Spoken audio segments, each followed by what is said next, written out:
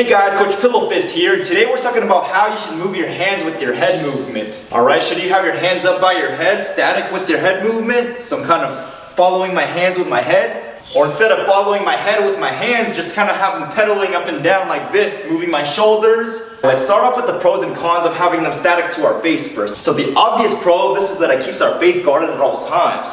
So whatever you don't dodge, alright, our hands are going to be there to protect you. Another pro of this is that it's easier to mix in your catches and parries.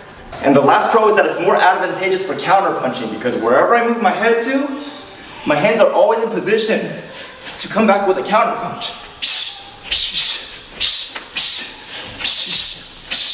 Alright, now let's go over the cons of doing it like this. So the first con is that you can move your head all you want, alright, but your body is still going to be open to body attacks. Because when we have our hands up by our face, our elbows are slightly raised, therefore exposing your body a little bit. So especially when you guys are like slipping and rolling, bending down, alright, you can see that my elbows are going away from my body. So if you do implement this style of head movement, just make sure you guys are aware of protecting your body.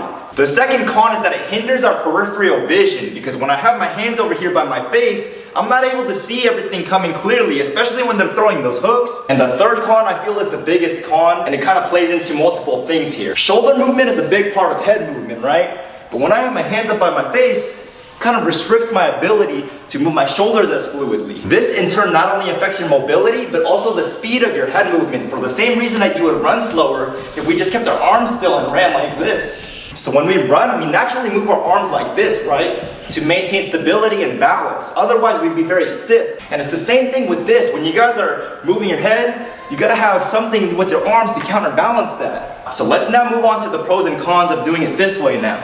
So the first pro is what we just talked about, the counterbalance factor. Because when we're moving our hands like this, alright, we're using our hands to counterbalance and we're able to move our shoulders more freely, therefore faster head movement. The next pro is our peripherals because our hands are not up covering our face, so we're able to see everything. And the third pro is that this way it protects our body more. You see, my body is more covered wherever I move as opposed to moving like this, my body is exposed. But if I got my hands like this, alright, wherever I move to, my body is still covered. Alright, now going over the cons of doing it this way. The first con is that it's hard to counter punch from this position, right? Because if I'm right here and I want to throw a left hook, I gotta make my hand go like that. I lose that split second just to throw that punch.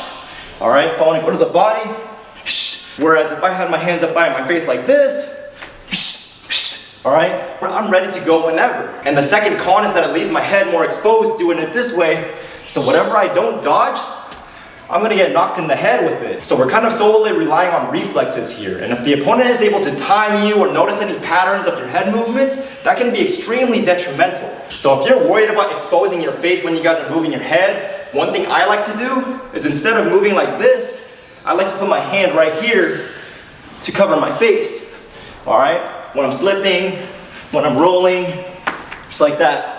And the third con is that it can easily put us in defense mode.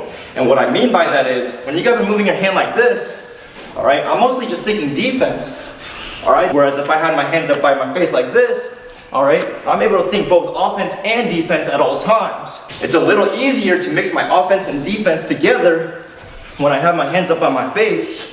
So now let's talk specifically about the pullback. So when you guys pull back, the point is to just pull back and get back into position as quickly as possible.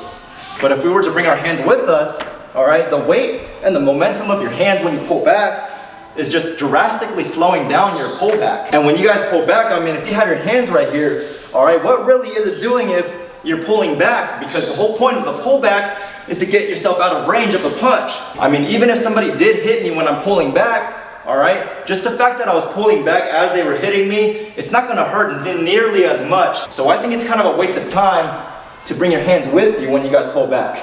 Now I know what you're thinking. What if you're on the inside and you pull back and then they hit you because your hands are not by your face? Well, you shouldn't even be pulling back on the inside anyways, alright? You should only be utilizing the pullback on the outside, alright? Because when you're on the inside, you're so susceptible to getting hit by that straight right hand or the straight left hand, right? Because no matter how much we pull back from there, or I can pull back all the way over here, I'm still going to get hit by their straight. So only utilize that pullback when you guys are on the outside.